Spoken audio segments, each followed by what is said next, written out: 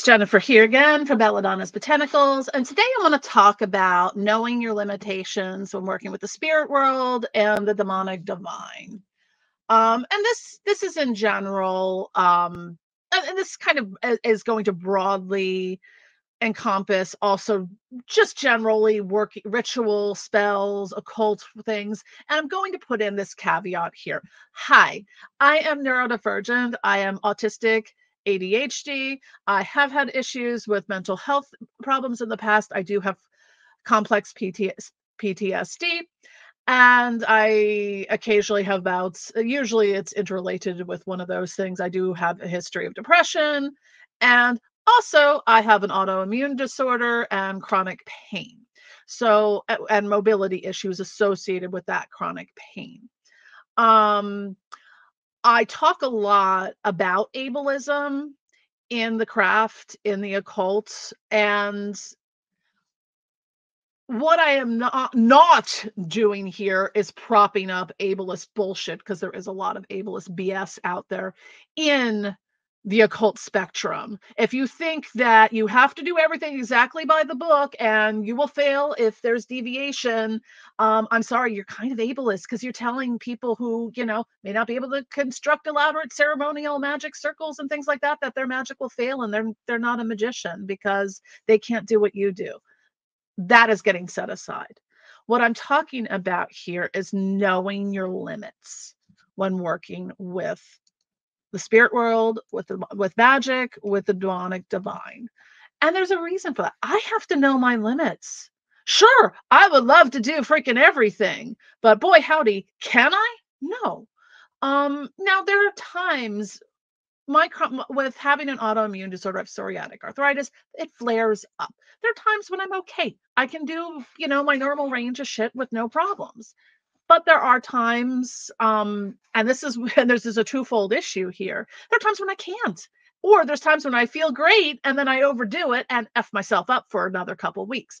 I've been in a chronic pain flare up, which was triggered by me opening one of those 5-gallon kind of tubs. I get some of my liquids and stuff in them because I obviously get things in bulk. So, and you kind of have to pry it off I have a special wrench for it and stuff, but the whole thing set off a chain reaction of flaring up my lower back, my hips, and my hands. So the past week has sucked for that reason. So those are my limitations. Sometimes when I feel fine, I have to remember I'm not fine and can screw shit up by overextending myself. That is a limitation that I have to be cognizant of. And it's not ableist to be aware of what you are physically, emotionally, spiritually, mentally capable of doing. It's knowing your limits and being able to look at the ableist garbage coming from people who are like, no, nothing can ever be modified because then you're a fake magician and your magic won't work because you don't do it exactly how it's done in this book by this author that was written 5 billion years ago or whatever. That's garbage. You can modify things. I don't think the spirit world's not going to work with you and not going to whatever insert spell ritual of any kind here. They're not going to ignore you and go, oh well, I'm sorry, Miss Person who is in a wheelchair. You can't go out. You can't get your ass outside and build me a stone circle and do an 8-hour evocation.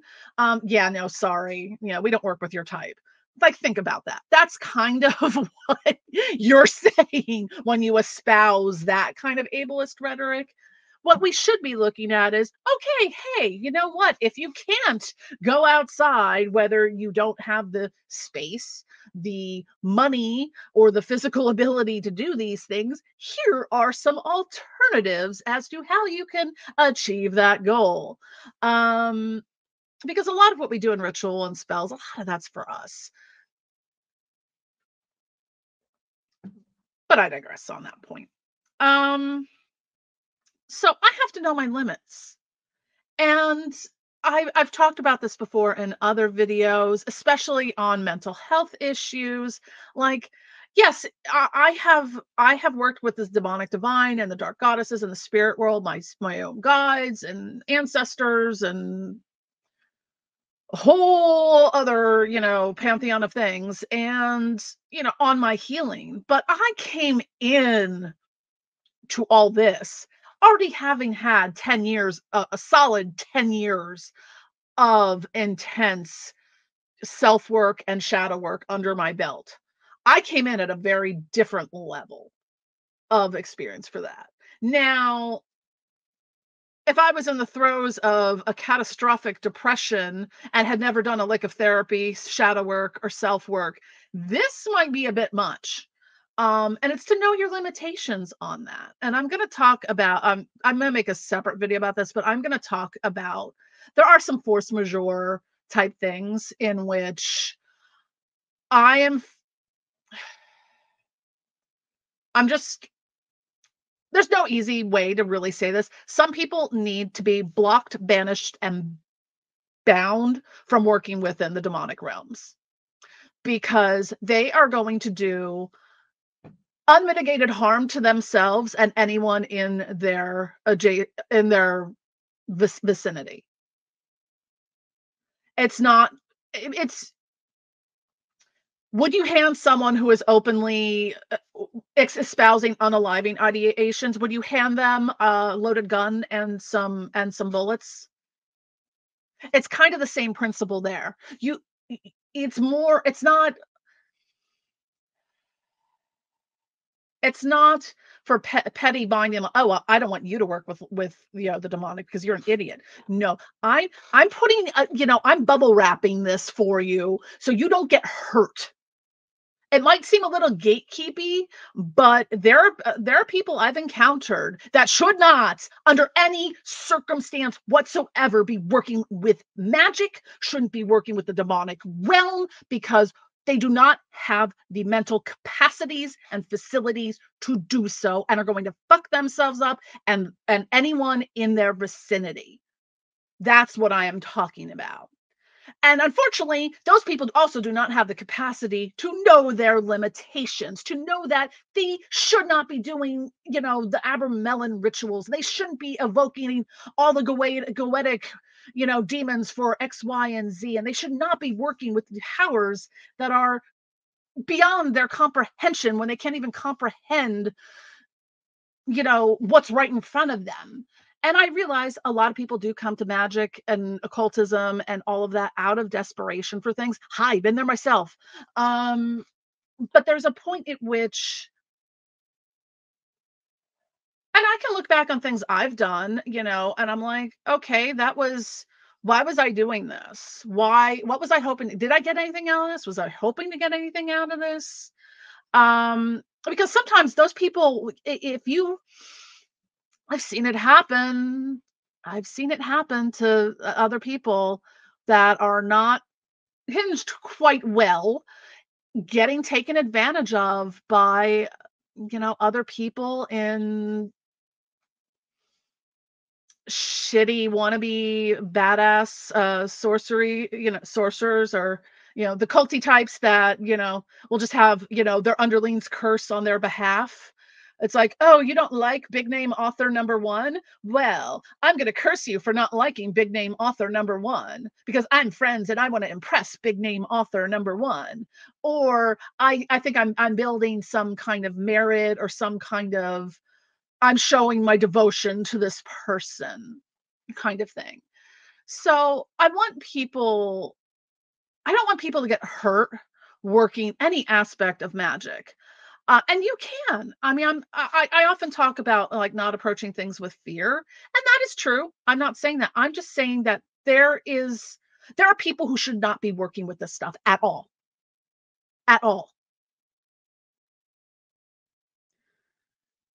And I don't think that needs to extend in perpetuity per se, but some people need to back the F off and not be trying to solve their problems with demons, because that's how shit gets fucked up. That's why we have so many negative stereotypes perpetuated. That's why people think demons and black magic and left hand path Satanism, Luciferian, blah blah blah, is all evil, and we're out to destroy the world, and or whatnot, or a bunch of crazy people, and just completely unhinged and whatnot. And I talk about these things a lot because I have had experiences with them. Like, it's not always trying to think how to approach this. Um, you have to have self-awareness, and that is not something that is inherent in in some people. I, unfortunately, being neurodivergent, am a strange blend of hyper self-aware and completely oblivious to things. So, I get it. But there has to be a level of self-awareness. There's a level of self-awareness in which you can at least stop, pause, pivot, and question. Like, I'm going to death curse the mailman for breaking my package. Well, let's take that back a second, and let's think about this. Is that the appropriate response? Have the self-aware, pivot. Most of the times and I'm not saying this is only curse work and things like that. Like, we really have to ask questions. Just because we can do something doesn't mean we should or have to or need to. Um, just because you can do a love spell doesn't mean you have to or should. Um, you know, you might want that person to love you and be obsessed with you, and the obsession part is that can be good, also can be bad. Do you want a stalker? Do you want this person to turn into, like, oh, you can't talk to anyone but me, because they're that level of obsessed with you? You really have to think these things through. You might want that. I don't know. Who's to say? But I wouldn't want that.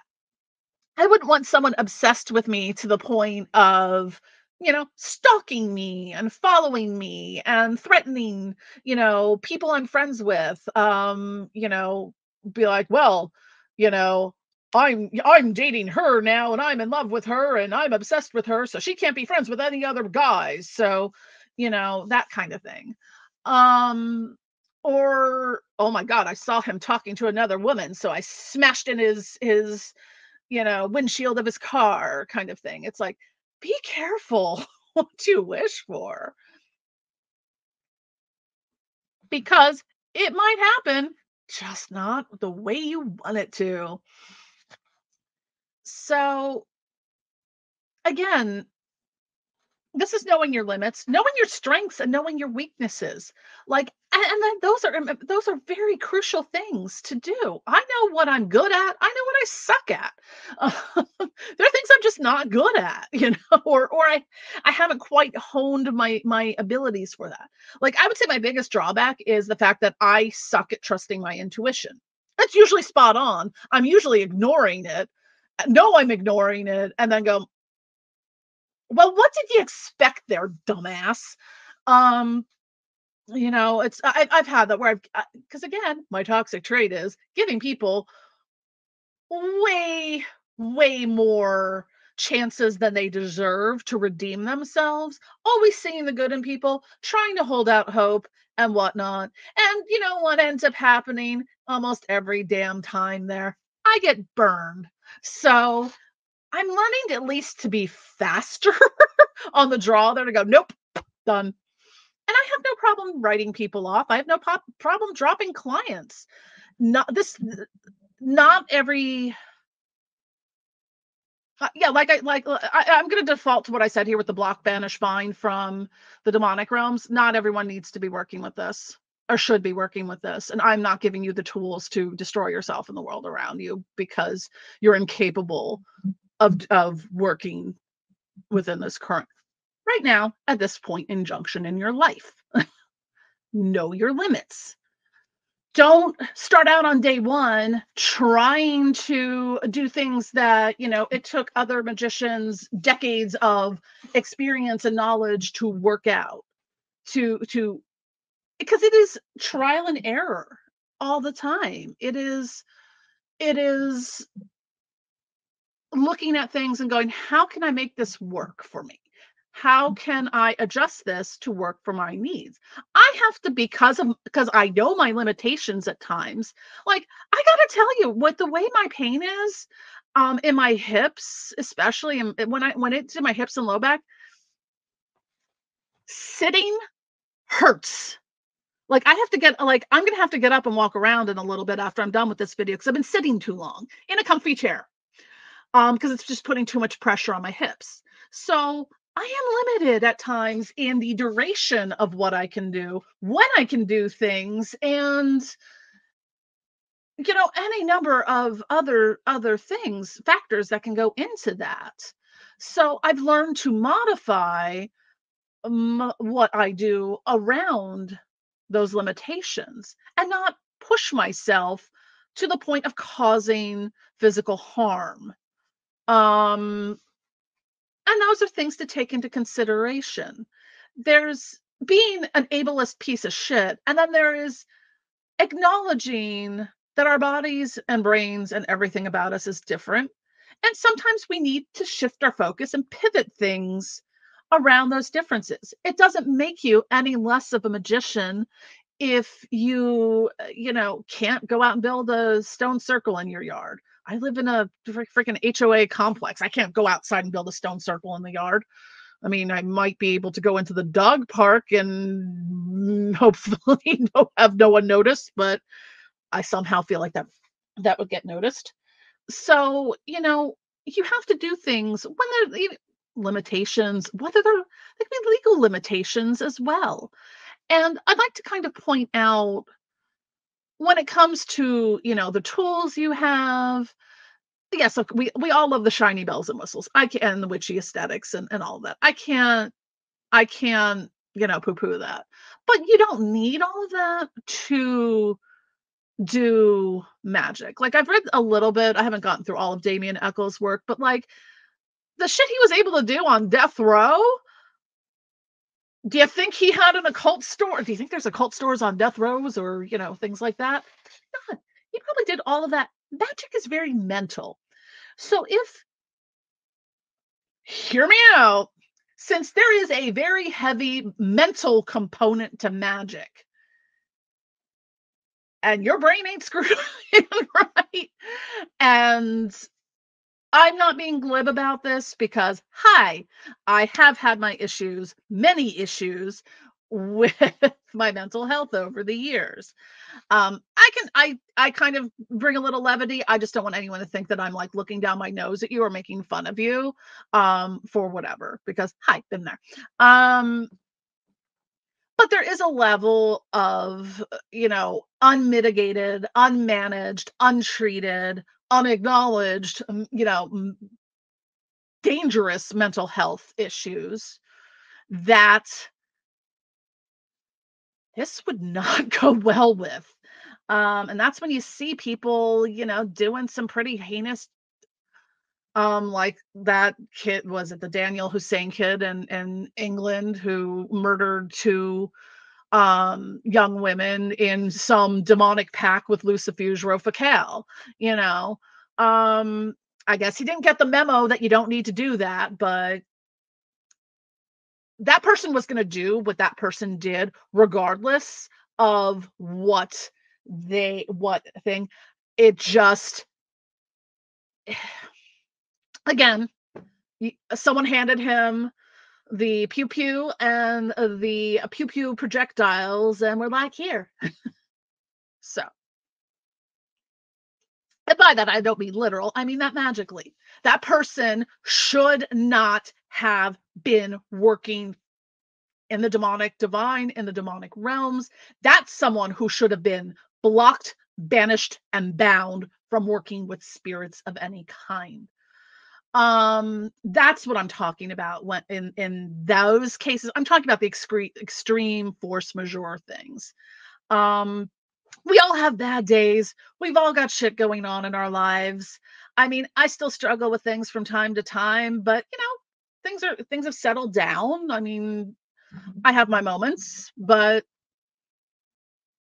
I have a lot more moments now because apparently, in addition to everything else I'm dealing with, excuse me, I'm also now a woman of that age and officially perimenopausal, which no one told me perimenopausal angst is very much like teen angst. So I'm gonna go listen to some Limp Biscuit and Corn and be all angry now.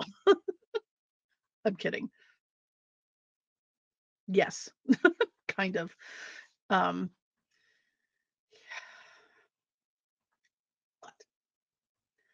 I just want, and again, with a lot of these videos I make, I'm just trying to get people to have a greater understanding of working with the demonic divine, of, the practical bullshit, the practical tips, the practical things that maybe aren't in every single book and should be. Maybe I'll do that. I'll write a book on here, how not to be a dumbass. There you go. Um, but that's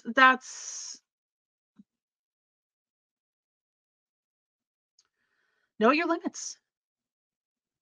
It's okay to have a safe word. Genre mashup there.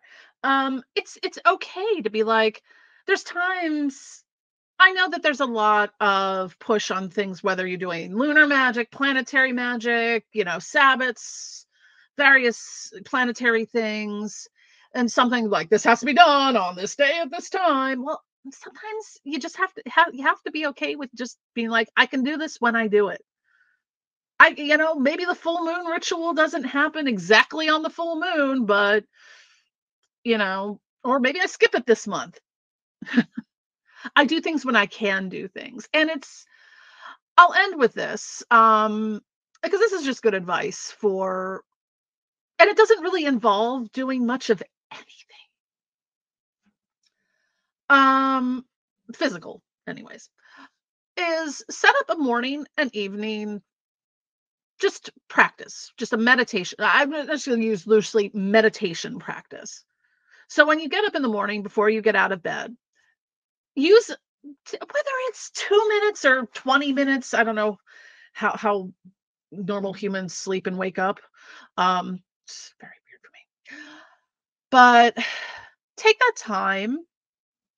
You can, if you if it makes sense to say a prayer or to Lucifer, or just talk to spirit, commune with spirit, think about things, ponder. A lot of times when I meditate, I think a lot of people think that, you've got a clear no mind, nothing comes in, that can be a type of meditation, but that's not the type of meditation that I do per se. I just kind of let come up what comes up. Sometimes, my brain gets a little chattery and I'm like, I don't need to think about what I had at that really cool restaurant that doesn't exist anymore, but they had like the best steak ever. And I think it was a teriyaki steak. Like stuff like that. When your brain goes down, those things. I haven't eaten at that restaurant in probably 15 years, maybe. Damn, they had really good steak and wasabi mashed potatoes.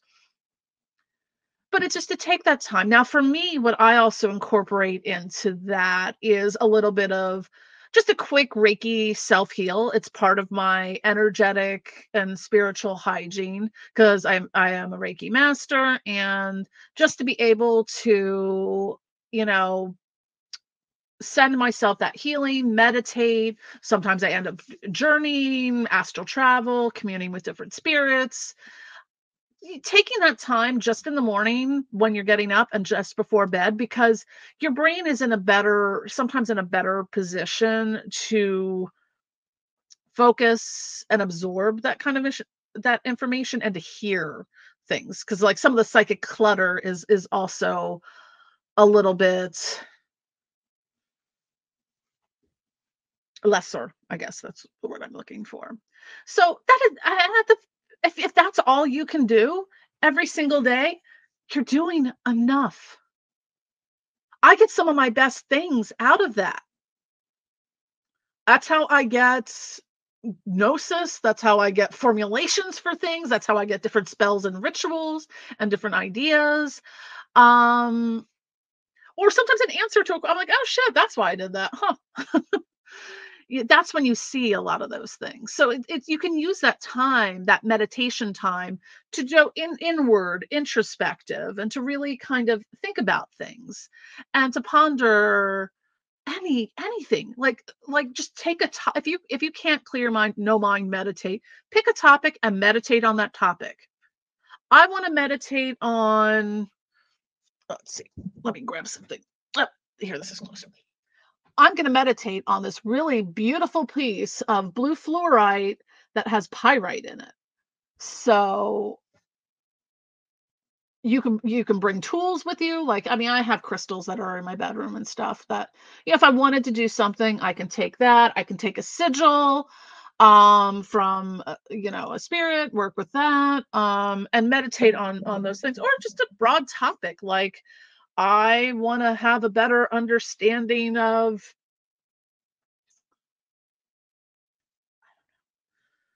Gnostic Luciferianism. There we go. And sometimes the spirits will guide you in the right direction, and or you're like, I'm interested in that, and suddenly something pops up and you're like, okay, I get it. So that would be my advice there, is just understand, like, really become self-awareness, become aware of your needs and your body, your sensations, and all of that, and and know your limitations. We all have limitations to some capacity. And from those limitations, adapt, modify, and do what you got to do to get shit done.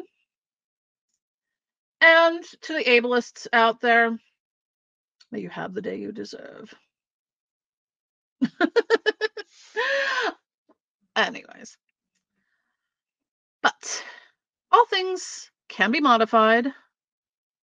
I mean, there's nothing to say that you can't do an entire ritual in your astral temple and never have to, light a single candle or do a single thing. The last thing I wanted to add to the ritual of the morning and evening ritual is I've started incorporating. S. Conley has this. I know it's on demonolatry.org and it's in several of her books. It's an elemental balancing sort of visualization. So for me, I have no earth signs anywhere in my astrological chart, so I am fairly not grounded most of the time. So I have to really keep myself grounded. So for me, you're pulling you could do this in any, number of ways, but pulling in that so doing the visualization. Maybe I'll do a separate video on the whole thing, but it's basically just kind of doing a visualizing, a rebalancing of all the elements. So earth, air, fire, water, spirit, that sort of thing. I combine that in with the Reiki, the meditation, all that. So that's kind of what I do there on my morning and night. Do I do it well every single morning and every single night? No, sometimes I don't. Sometimes my cookie hits me a little too hard, or my gummy hits me a little too hard, and suddenly I don't have a spine and can't remember how to, move. Anyway, now I'm officially done. Apologies for my ADHD nonsense. And don't forget to click like and subscribe. Be sure to follow us on social media. Sign up for e-newsletter. So you know all that's going on, because algorithms suck. And if you would like to support us further, you can support us on YouTube or Patreon at our support tiers, or you can make a one-time donation. We have links below to all this stuff and more. Thank you for watching. Bye.